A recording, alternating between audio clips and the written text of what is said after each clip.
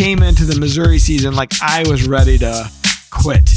I mean, I was as down could be. It's a tough place to be. I mean, self-confidence wise. Yeah, it was at its lowest level ever. What's up, everybody? Welcome back to the Drury Outdoors 100% Wild podcast, powered by DeerCast and Form Energy. Orange Fury still the best. It's the GOAT, by the way.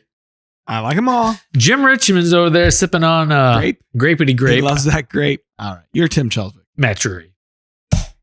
Tim, dang man. Hey, we got a story to talk about on this episode. It's been a good run. You're smiling for once. Normally this time of year, there's a little bit of trepidation, a little bit of, oh no, it's going to happen again. Self-deprecation. Yeah, definitely. I think it's called self-defecation. I think so. Hold on. Okay, no, I'll hold on. No, it's fine. Oh. One of the things people really appreciate about podcasts is dead air. Just like so radio. whatever we can do to get more of that, let's do it. You know how we could get more of that? Stop doing the show. We can talk about my season updates. A lot of dead air. Because there's nothing to talk about. Well, let's start there, Tim. Yeah, so real short, sweet. I am playing cat and mouse with a couple really nice deer right now. Very nice. You showed me pictures and video. They're great deer. Which is fun. Like anywhere, at least like great deer anywhere. Yeah. It's like I showed my buddy one of the videos because I summer scouted one of these bucks. I'm calling him the Hulk. I've got great summertime video. Hopefully building a story for like a full episode or something at some point. Until you shoot him off camera. Well, I had the opportunity. You could have done that. On the 18th, September 18th. You walked right by me at 18 yards and just couldn't get everything turned on. Pretty good light too. It was in the morning. So it was like 7:30 a.m. Yeah. Would have been a great track job because it's daylight. But anyways, I'm a outdoor professional. And it's all about the kill. Hey, good on you. That's tough. I mean, it's tough to do. You're self-filming. Takes a lot of time. It's hard. That's hard to do. So I commend you. It's tough. Thanks. The weird thing was I wasn't broke up about it. I was just happy to have had, there's a buck. Because there's some seasons where I go with very few mature buck encounters. I hear ya. To be so dialed in to be on one so early in the season. Is this where the safe buck was or different? No, different okay. property. I didn't know because you have a plot there, right? Yeah, which I think the deer are, the clover's kind of like it's hit or miss. Yeah. But I think in some of these areas, these plots, the trees are killing them every year. Sure. Like to get in there and blow the leaves out, it's a lot of work. But also, I think just because they're so open, the deer almost seem to avoid them. It's like I'm getting pictures of decent deer walking through the timber and then nothing on the clover plot where I killed the safe buck. And it's like, I just don't know if they don't feel secure enough. Not safe. In those places. It's not safe anymore. 4 years ago or whatever it was, the legend continues. But doggone it. But yeah, so I do have some good bucks showing up, and I'm just trying to log my time and be careful about wind but one of the things that's a little different with my strategy this year is I'm focusing on water because I'm in Missouri, so obviously no supplemental feeding, but no mineral sites either. So I'm just trying to keep these water holes filled. So what are you doing to do that? I don't have to tell you that. Okay. Dead air. Well, it was a Rubbermaid tote that I would kind of partially bury in the ground. And then I have a 55-gallon drum that I put in the back of my truck with a little spigot on the bottom of it. There was a dead body in it. I was wondering what you were doing. Sometimes there is. It just depends on the day of the week. All right. But I fill it up at the house, drive out there and like drive up above the water hole. And then I've got about 10 foot of hose that I gravity feed water in to refill it. And this may be a dumb question, but you don't think the truck, the intrusion, that doesn't bother them? So far, it hasn't seemed to. And I try to go midday. Yeah. And the places where I'm hunting, most of my pictures are happening around dusk and dawn. So wherever they're bedding, it's a little bit of a distance, I think, from where they're actually getting to me. Yeah. But they were going through that big Rubbermaid tote so quickly, and I wanted to reduce the amount of intrusion as much as possible. So I went and bought a tarp and then dug a deeper pit and filled it up with water. Right, Dexter. Well, there's a body underneath it. That's right. A lot of nurses in there. Yep. But it was funny because I had my buddy with me a couple nights ago. He was filming, and there were a couple like 3-year-old bucks that showed up, and they were hitting the water hole, and I still had the tote there, and they were like dogs when their food dish is empty. They're pawing at it, Really? and then one of them busted the side of it because you could tell they were getting frustrated. They're trying to get their racks down to get the little bit of water that was still down there. And you know, the deer I hunt, their racks are huge, right? Yes. So they're having a hard time getting in there. But he was pissed. They were both pissed about it. So I'm like, I'm gonna put a bigger water hole in here. So you just dug that hole out then? Yeah. Was sweating and right out of the gate, big boy comes right to it.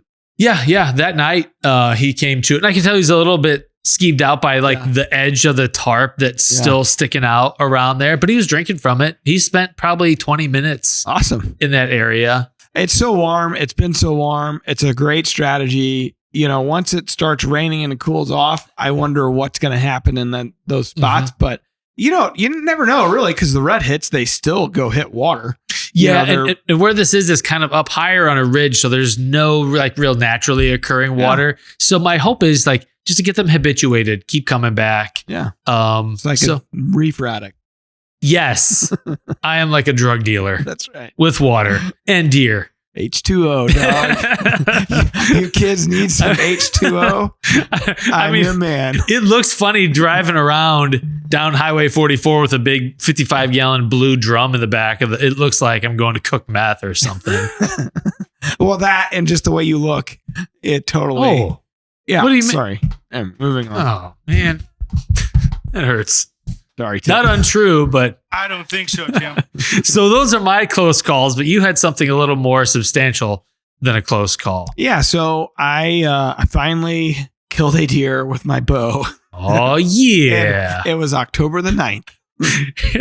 It wasn't January 15th. Counting it down. No more dramatics. Yeah. So, you know, I've gone out 3 times, and to backtrack, we never did do a follow-up to the elk situation. So Dustin Lynch, it's called a situation now. Yeah, Dustin Lynch killed a great elk. I shot one, hit his back. I just misjudged the yardage, took out about 1 inch of hair off his back. Yeah. And haircut is what it is. How did your hosts deal I'm with sure that? They're annoyed with me. I'm sure they're sick of me and my shenanigans. So I came in, I say this to say, I came into the Missouri season like I was ready to quit. I mean, I was as down could be. It's a tough place to be. I mean, self-confidence wise. Yeah, it was at its lowest level ever. And I'm telling the guy out there, I'm like, I promise I can hit. I've killed a ton of deer. I've hit them most of I'd say 99% well. Do you know what my last name is? Like that shouldn't come into play, but that does for other people. So I was just, whatever, a woe is me, like pity party, because it's just, I can't seem to put it together. Right. What was the yardage on that elk? I think I just shot over him. Let me think back. I think it was close. So a satellite bull came in. I had everything ranged and set and ready. I had my pins ready on the dialed archery sight. I knew where everything was from like straight in front of us to the right, which is where the elk was bugling and coming in from. He came in roaring, and he gets behind a pine at 35, which I had, ranged. Yeah. And he stops dead in his track. I was at full draw on him for like a minute and a half. Holy cow. And finally I let down. He's still staring straight ahead, straight forward. What I didn't know, because my back's to it, is somewhere out in front of him was the herd bull, not bugling. And so that's what stopped him in his tracks. He turns around and he starts to kind of trot off. I draw again. He gets to my 45 yard where I had ranged at 45. He stops behind another pine, and there was just some limbs and stuff in front of his vitals. So I let down, and as I let down, it's pretty cool because in the GoPro, and we'll show it, on Bow Madness and YouTube probably next year when we finally get to editing it. But anyways, out of the corner, you see him when I was at full draw the second time on the satellite bull, you see the herd bull coming in from our left. Neat. And I had not seen him yet. Was he bigger? The herd bull? He was a nice bull. And so a good 6x6, had whale tails. I mean, really nice bull. And so I let down, and I instantly, just out of my peripheral vision, I see something moving. I look over, and the GoPro captures all of it. And I'm like, bigger bull, shooter.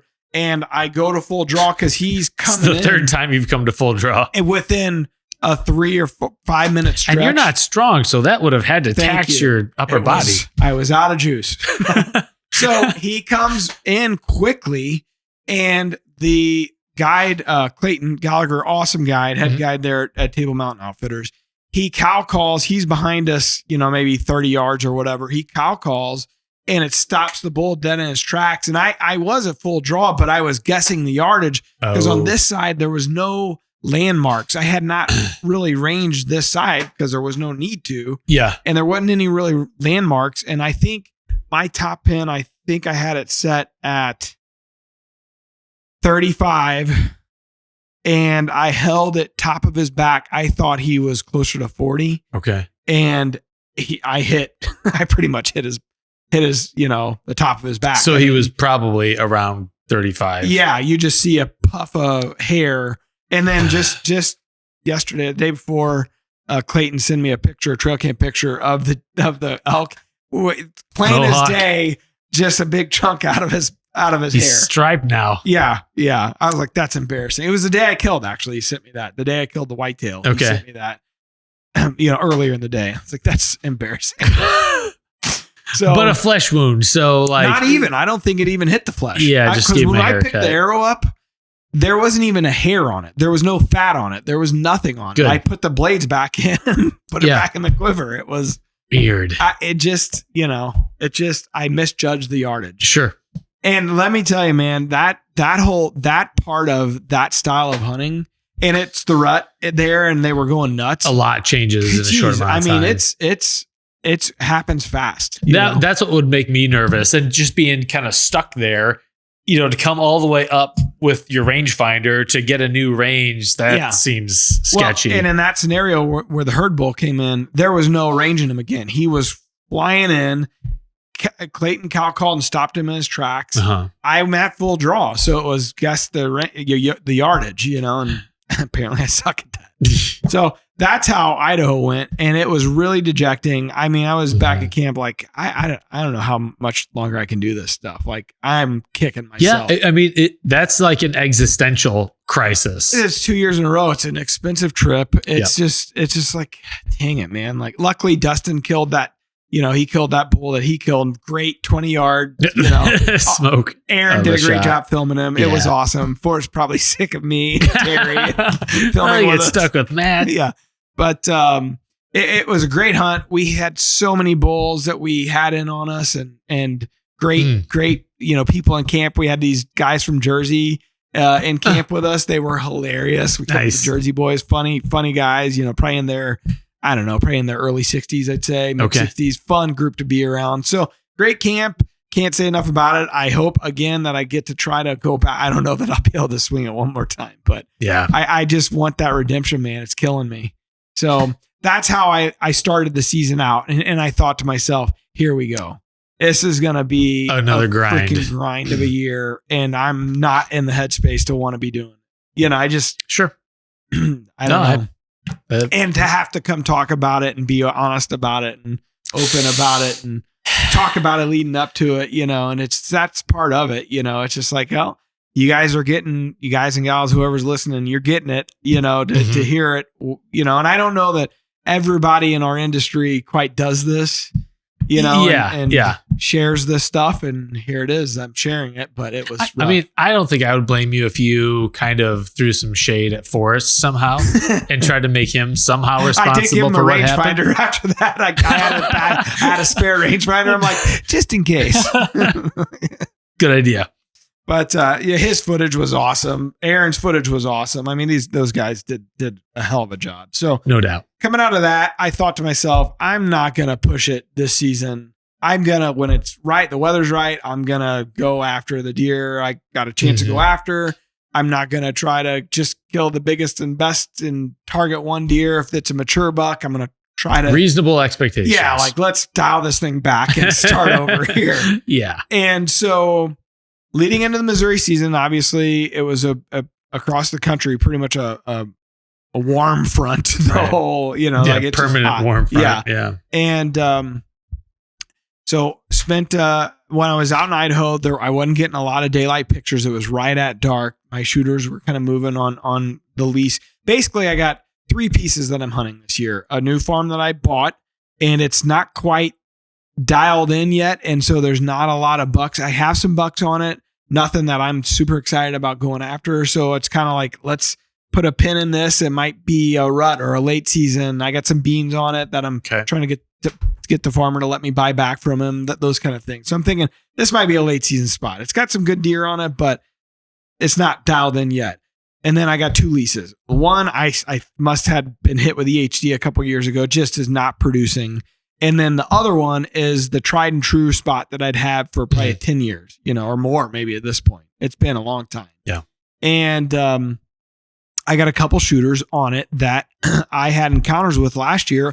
And the last night of the season had an encounter with both these deer. One of them, I felt like either was 4 or 5 last year. I wasn't sure because I didn't hunt it at all the year before. So I just wasn't paying attention. And I wasn't sure if he was 4 or 5. And the other deer, I thought for sure he's a management buck, but I'm like, this is at least a 5-year-old buck. He's just big bodied. And that night that we saw him on the very last day of the season last year, Ben Stallman was with me. I thought, oh my God, for sure he's mature. And I still wasn't positive on the other deer, but I thought regardless, like they made it through. Sure. They're going to be great deer next year. So fast forward, both came back. It took a little bit for the one I call Ribcage. He was a 9-pointer. He's now a 10-pointer, mainframe 10 with some junk and stuff off of his G1s. And the other deer I call Chief, and that was the mature buck. He was just, and I call him that because early season last year, he'd be sitting in the food plot, laying down in the food plot, like surveying the plot, surveying the deer, like just supervising, watching over everything. He was, he was the guy, king of the castle. He was, and the late season when we encountered him on that last day of the season, he was running deer. He was running other bucks off of the field. And so just, called him Chief. And I got a glimpse of him early in Velvet. And this year had a really unique G1, almost like a unicorn dagger. It was 9 inches. It's 9 inches long. And just really unique. And so I pinpointed him right away. And then the ribcage never showed back up until just right before the season. And he started kind of making himself known. And he was, in my opinion, I thought this is a deer that's in the 60s anyways. And the other buck is just a management buck, but really cool frame. Wasn't going to score a lot. He's a 7-pointer this year. He lost a point. So anyways, those were kind of the 2 hit listers for the year across all the properties. So I am in Idaho, nothing's really moving daylight. So I really didn't feel like I missed out on anything. And there really wasn't a cold front while I was out there. So it's kind of timed out where I hit it lucky. Yeah. And as I looked at DeerCast Past, I did have a lot of pictures of both those deer last year on what I call the staging plot. And it's a clover food plot right by the bedding. And I did look at DeerCast Past leading into the season because I had in Stealth Cam and the Command Pro app, I had every deer, all of them tagged of those 2 deer and named. And I thought, okay, let's just see what the patterns were. And there wasn't really necessarily a pattern, except there was one cold front, that got them up on their feet, daylight. Yeah, everything was moving. Yeah. But I did notice like the wind directions and kind of that moon phase and all that stuff. And I'm like, in general, I think they're going to move, especially if I get a cold front. I think one of the 2 are going to move in daylight. And I took a calculated guess based on DeerCast Past and based on just my knowledge of that farm.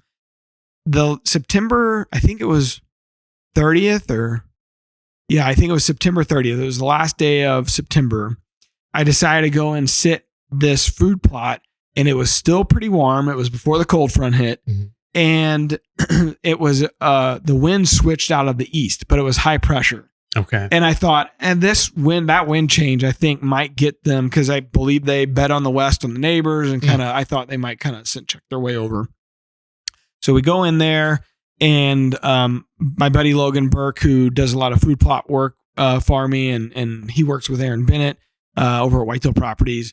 He filmed me that night, and it was kind of a slow evening. We saw, 6 deer or so, and right at last light, like 5 minutes before last light, out popped Ribcage, and he's just raking a limb and a bush, and just kind of scraping and doing what deer do. It was really cool. We got good footage of him, and I'm just watching my watch like it's the perennial game. Yeah, like he needs to move fast. He was at 55 yards at the edge of the food plot with trees and stuff kind of in the way, and he just right in the last minute he decides to head across the food plot. So I get the vertical window in, the hawk blind, and I got it opened up right before he started moving.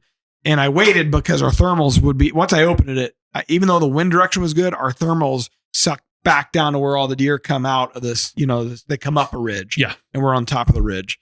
So I open the window. He comes out to 25, our range is 25 yards. So we're shooting dialed archery this year, and they got a really good sight light. And when you're hunting in blinds, those sight lights are key to success because it gets really dark inside there really fast. So I got it on, and I come to full draw, but I can't see him at all. Like everything just dark. It was just too dark. The camera's got enough light, but I just, it's at the very last legal minute, and he's kind of quartering to, and he doesn't move, he doesn't give me the angle. So finally I draw down, and he kind of he's staring right at us. He's at 25 yards. The vertical window's open, and he finally kind of bounds off. And I'm just kicking myself, but I'm like, man, you would have kicked yourself even harder had you put a bad hit on him. After Idaho, that was what was going through my mind. Like I cannot hit this deer badly. Plus, if he runs on the neighbor, you get to, way better than I do, the whole tracking situation. You have to think that through pretty carefully. Yeah. So I just thought, no, it's the right move. But I will say he came back through that night at like 1:30, feeding back through, kind of heading to bed. Yeah. And I've only seen him once or twice since. And I just thought, I kind of bugged him, I kind put something in his head, spooked him out. But I will say last year during this time, he disappeared on camera for a couple weeks too. Okay. So I kind of, it could be that as well. So anyways, so this cold front, in quotes, ushers through. And I thought, okay, if you're looking at it in DeerCast, the second day of the front looked to be the absolute best. Like that was the day. It wasn't cloudy. It was super high pressure. We had settled in. It was a northerly, that first day it was cloudy and kind of windy, nasty. It's a transition day. Yeah. And a lot of times I feel like that second day can be better.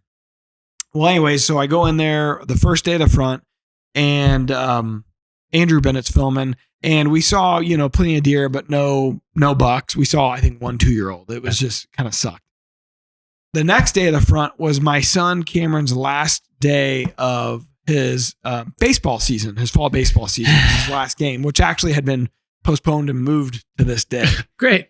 And we had kind of alluded to it on the last episode with Mark at the end there, but when the kids were born, I made a promise I wasn't going to miss things like this. Yeah. I know it probably doesn't, it seems like probably a no-brainer to most dads our age. Like you don't miss that stuff, but very different than how I grew up. Oh yeah. Yeah. And so we're sitting at dinner before the game, and I'm just getting pictures. The number 2 buck, Chief, he's moving the earliest he's moved all year. Sure, it's 6:20, and he is all over the food plot, just broad daylight. And spent probably about 20 minutes on the plot. So he moves off, and I'm getting the pictures. And of course, I'm talking about it. and my son, I think he's feeling bad. And I'm like, no, don't feel bad. It's just part of it. It's fine. It's fine. There's a little of that, but I'm like, don't worry about it. Let's have fun. Let's go enjoy the game and all that good stuff. He has a good game. It was a good ending to the season.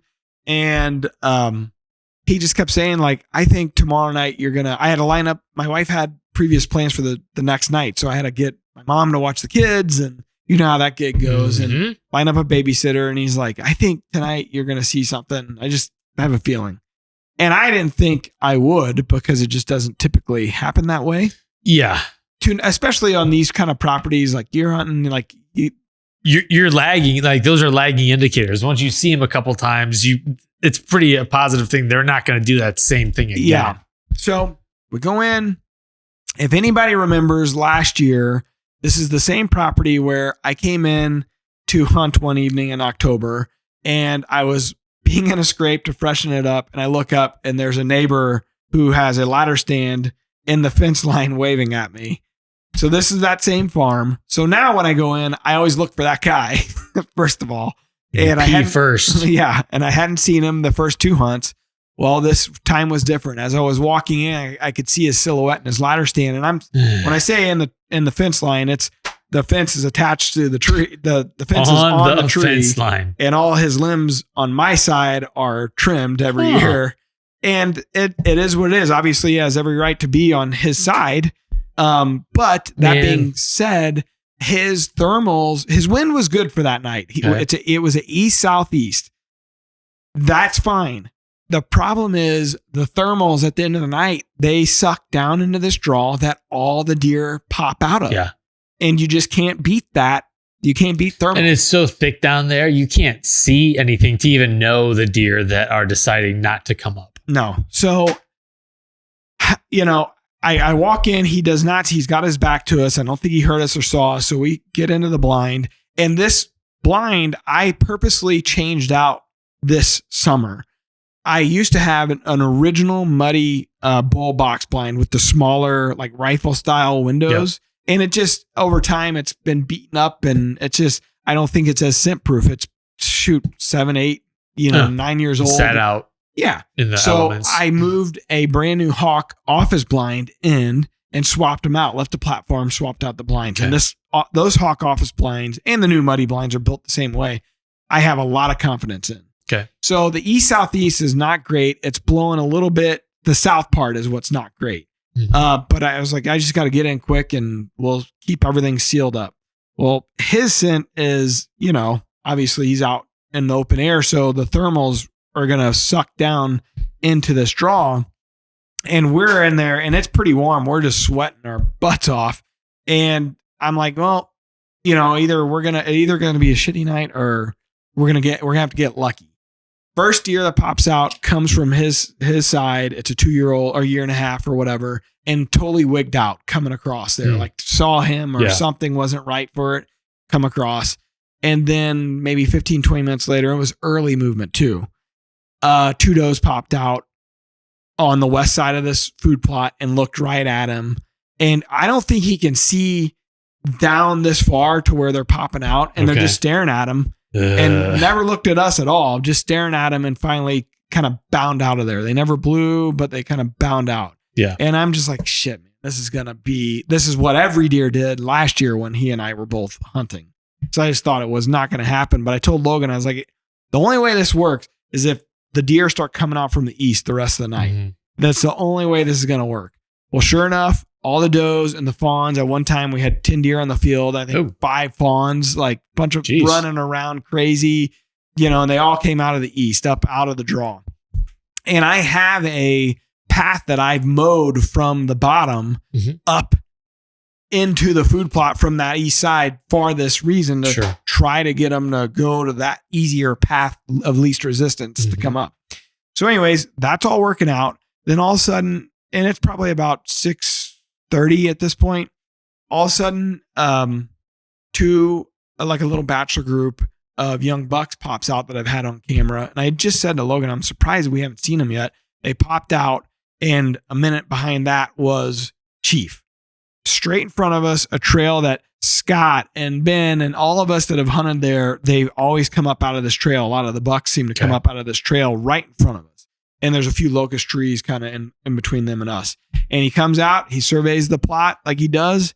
He spars with one of the young bucks, and then he starts walking to our east, not to the west. So got lucky, number 3 thing happens. And he walks to the east and he eats the clover. I got biologic, non-typical clover in there. He starts eating. We got the front window up, but he kind of walked past where I'm on the right, Logan's on the left. He kind of walked past where I could shoot. So then I know I need to open up the vertical window, which lines up with a tree koi that I put out. Okay. So I put this post up. This has been maybe 2 years ago.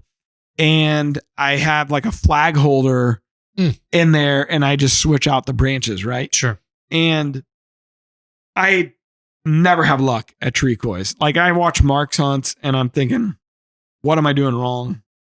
I've tried everything. I never get them to work. Mm-hmm. This year, the thing I did differently is we were planting that food plot late enough that scrapes were starting to pop. Okay. And I cut a branch that was already being used. Yes, so it had scent on it. Yes, and I didn't touch it, but there at the base where I cut it, and I put it in there. I start the scrape just with my foot, a little, maybe a little bit bigger than like a Frisbee size. Okay. And I peed in it to get it rolling and then left it. And I haven't touched it since.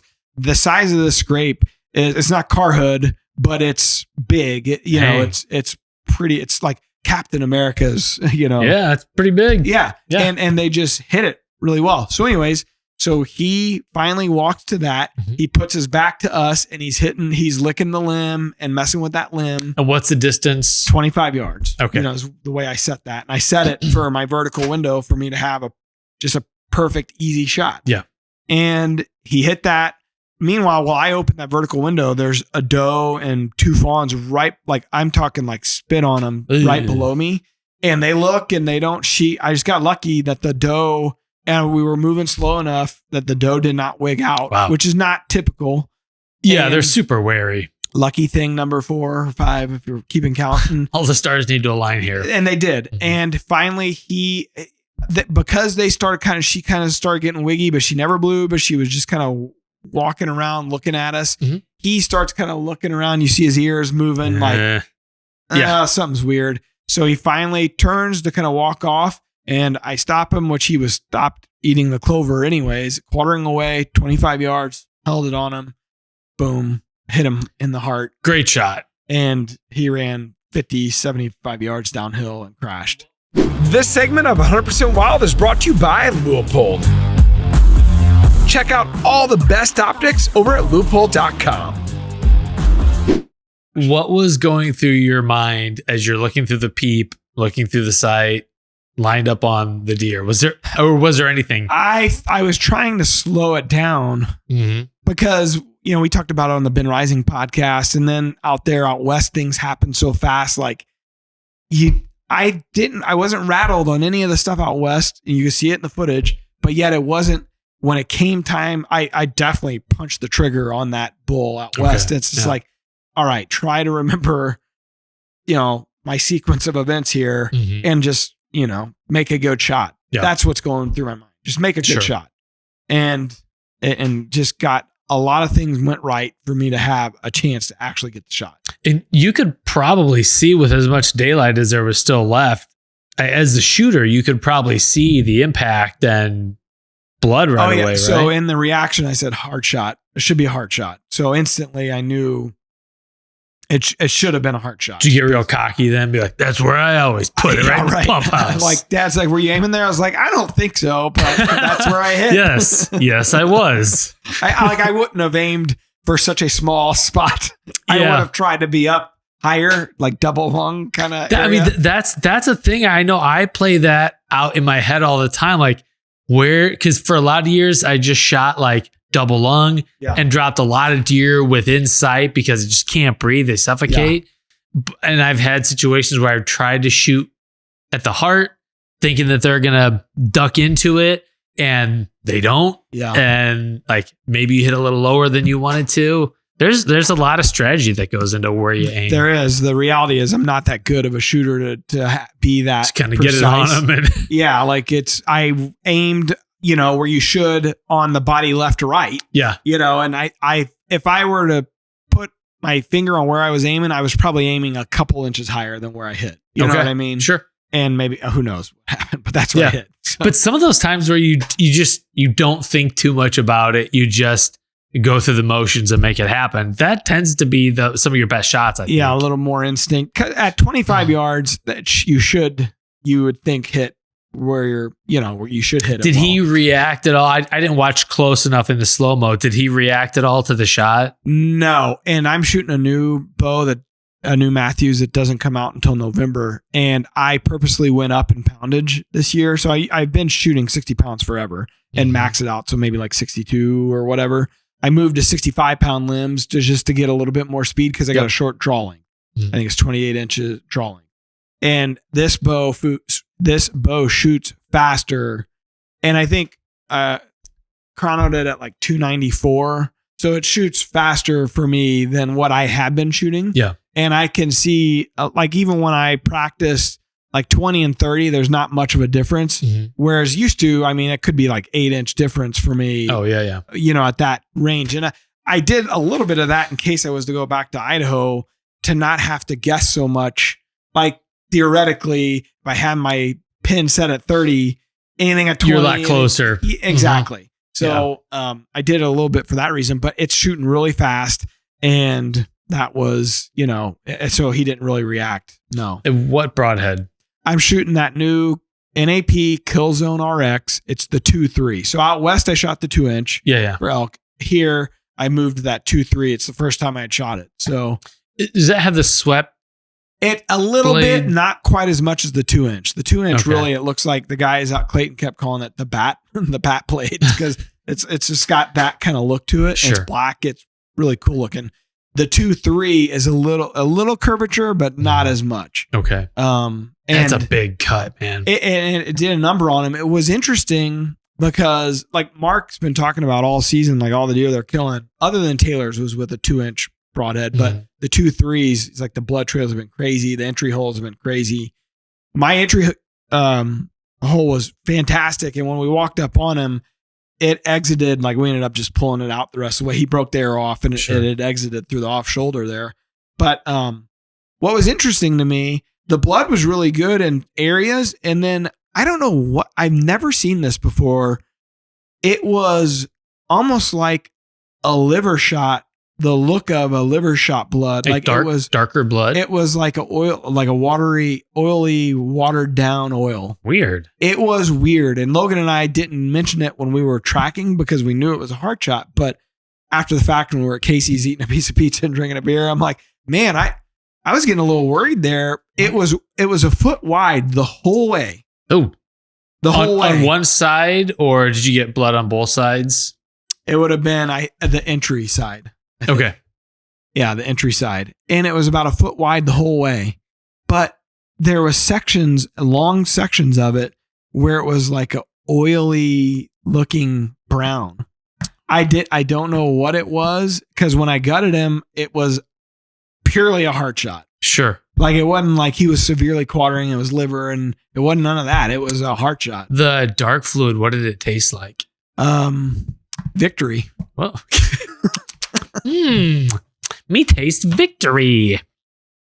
So that was weird, but he did bleed good. It was, pretty easy walking trail right to him. But yeah, I just didn't know. I've never seen that. Yeah, I've never heard of that. Dad, when I was talking to him about it, he's like, there's something there. He goes, I've seen that before. We've seen that before. And I forget what he told me, that there's something down there that low that comes in. I don't know, but I had never seen the drain pan. Yeah, it was weird. Huh. So, but anyways, so we got him out of there and did the heroes and gutted him. And how far into that stuff did he go? Because it's pretty nasty. I got lucky right at the edge of it. Okay, so good. We barely had to mess with. We got right to the edge of where, because I know Aaron texted Logan. He's like, "Good luck getting him out of the locust trees." Yeah, it gets thick down through there. When Scott and I went up there one time, it was in the spring, and we were walking out of that we were shooting some stuff for some turkey hunting apparel or something.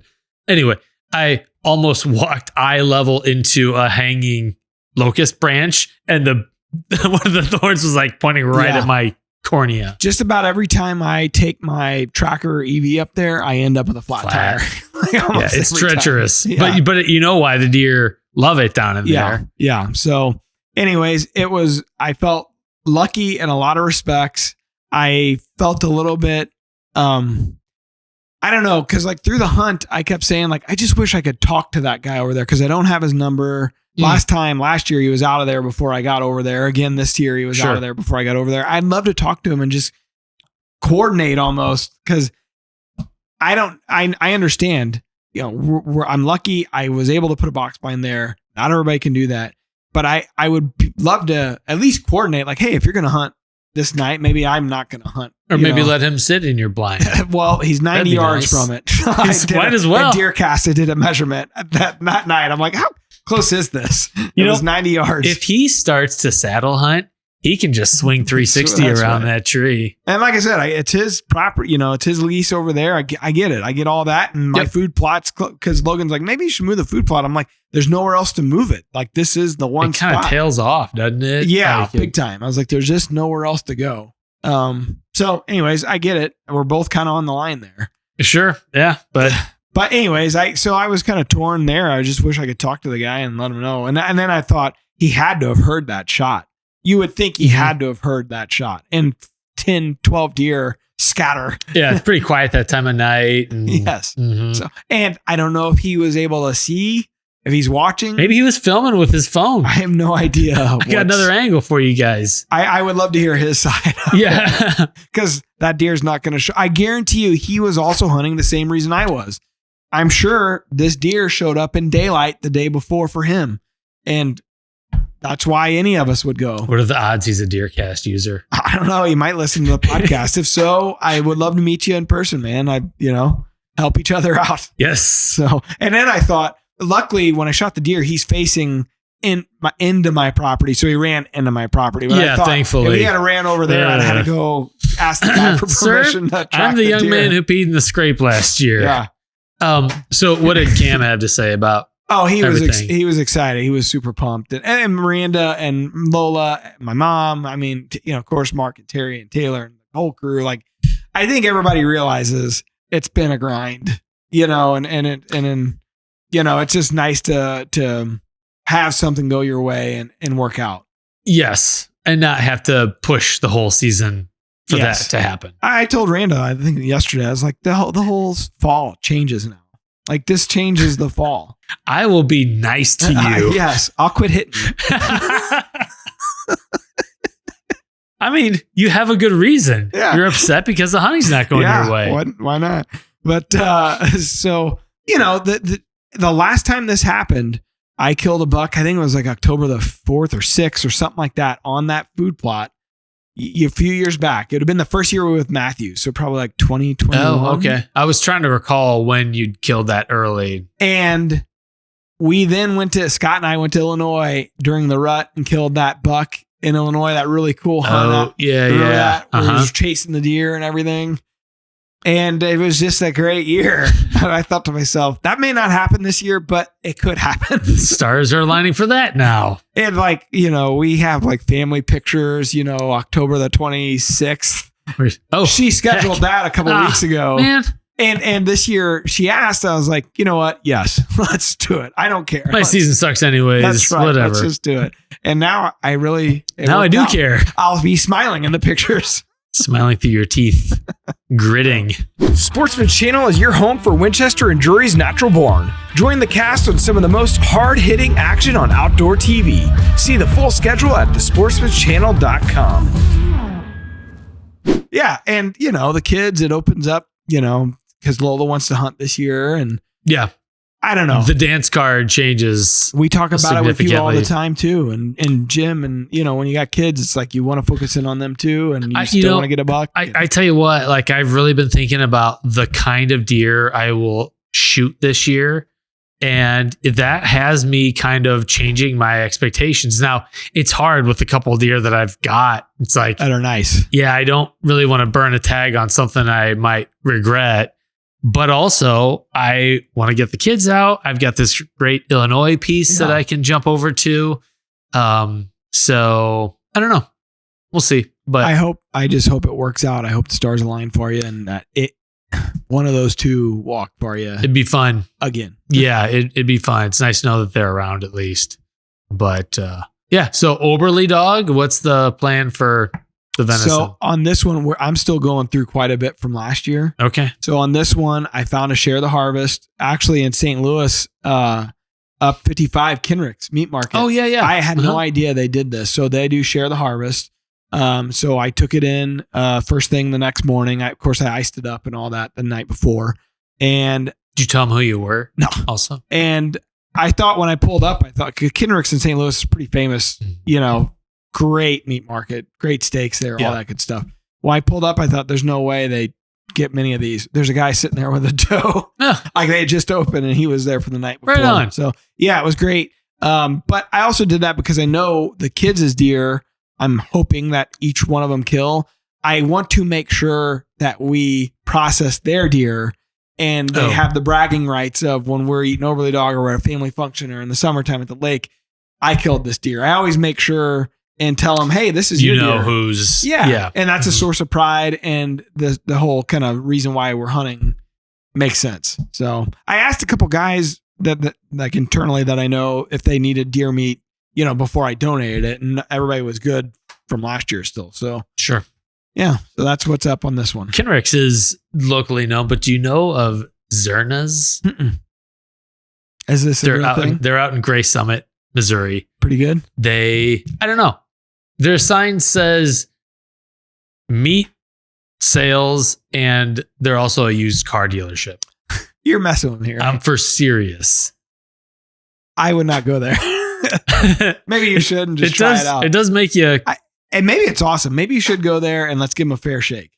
The car sales threw me off. Yeah, and I don't know if they still do it, but that was their drive pass on it's 100 out there, I think.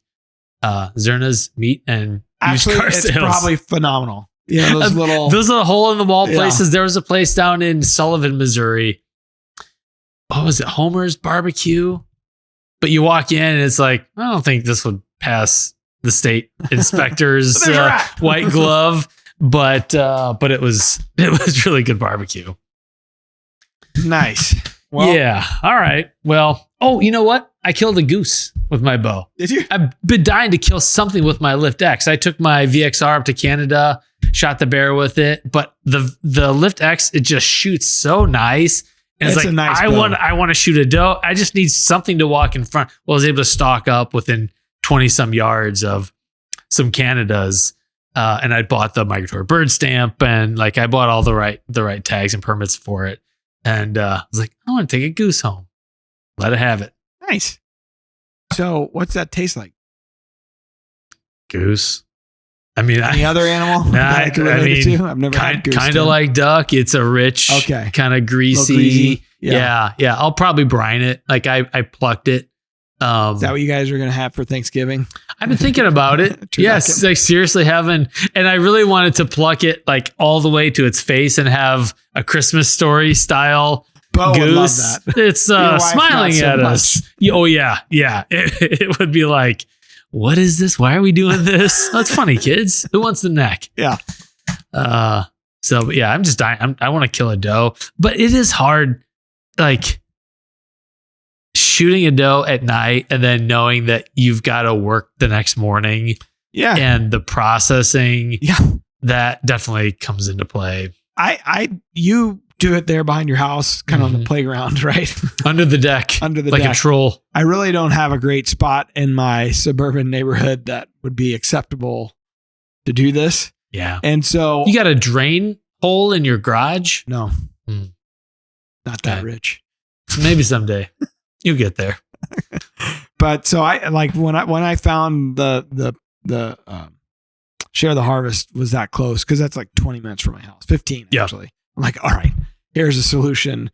I'll make sure we process the kids' stuff, but this is just a good, and it's warm, it's just, you got to get to the deer so fast. Well, this time luckily of year. we did, we obviously within half hour of when I shot it, we were, we recovered it and then field dressed it and we took it straight to Casey's, put ice on it, beer, pizza. Gotta. All right. I think we've had enough show for today. Yeah, we sure have. So stay tuned, folks. We need some new Rack Pack members. The Rack Pack is a private Facebook group. All you gotta do is type in 100% Wild Rack Pack. It'll come up, answer a few questions, and you're in. It's cool. It's a cool community. Probably 3,000 plus people in there. 100,000 could be. Could be 300,000. We don't count. A lot of hot chicks. Lots. So anyways, join it. It's really cool during the fall. A lot of guys will throw up hero pictures or just ask questions. Hey, what should I do? Or hit them here. What kind of blood should I be looking for? That kind of stuff. So make sure you jump in there and join us and leave us a shout out. We need shout outs and make sure and subscribe to the podcast wherever you listen or watch it and share it with a friend. The other thing is people can beta test a new feature in the command app, the heat map feature. Oh, so yeah. Literally, we take all your camera activity counts and we color code the cameras based on whatever time filter you set. And you could even set like species tags or your custom tags. So if you're chasing one particular buck, you can set that as part of your filter, see where he's been over the last 7 days or a month or 3 months or whatever. It's just a really neat visual way of seeing deer activity on your property. And then if you have a revolver or a 180 camera, you can also see activity by zones. So you really kind of catch the directionality of deer movement. Pretty cool. Kind of a neat thing. But then if you go in the support page, there's leave us some heat map feedback and it just kicks you to an email that you send to us and we take a look at it. So we appreciate your guys' feedback. Awesome. And I'm looking at the right camera. Every time that I'm not talking directly to you, I look at that camera and that's not the right. This is the right camera. After 6 years of doing this, I'm finally figuring it out. Still look straight ahead. Well, you'll get there. One day. Follow my lead, young Matt Drury. All right, man. Let's go. Good luck. Hope you kill one. Hope you enjoy a little bit of time. I am. I did yard work yesterday. Ballin', getting some stuff done. That's right. Yes. All right, guys. Have a great season. We'll catch up next week. Until next time, peace out. DeerCast movement prediction and mapping tools combined with our exclusive virtual rain gauges gets you ahead of your game. We're adding new videos every week, so make sure to click that subscribe button and check out all of our amazing content. This episode of DoD TV is brought to you by DeerCast Maps, waypoints, weather, virtual rain gauges, and more. Every tool you need to get ahead of your game.